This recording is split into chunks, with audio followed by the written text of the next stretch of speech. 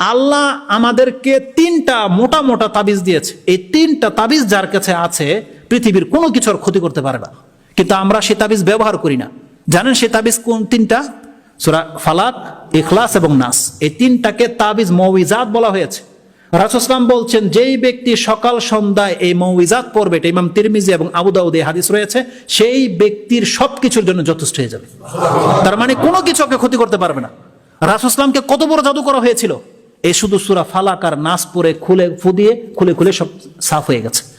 আর আমাদেরকে আগে এটা পড়তে বলা হয়েছে যাতে কোনো জাদু আপনাকে অ্যাটাক করতে না পারে। কিন্তু কয়জন ব্যক্তি বলতে পারবেন যে সকালে 3 বার এবং সন্ধ্যায় 3 বার আমরা পড়ি? এটা আমাদের সন্তানদেরকে এটা শিক্ষা দিয়েছি, এই বাচ্চাদেরকে জিজ্ঞেস করলে পারবে না হয়তো এই সূরাগুলো। তো এটা দায়িত্ব, এটা কাদের দোষ?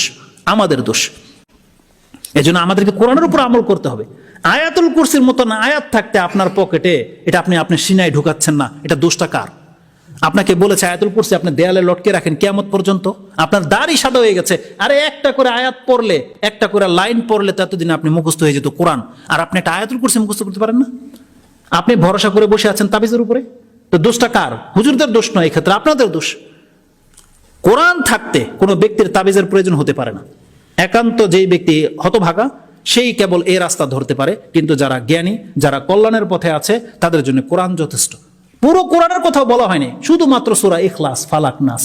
কত সেনসিটিভ কথা, এটাও আমাদেরকে বুঝে আসে না।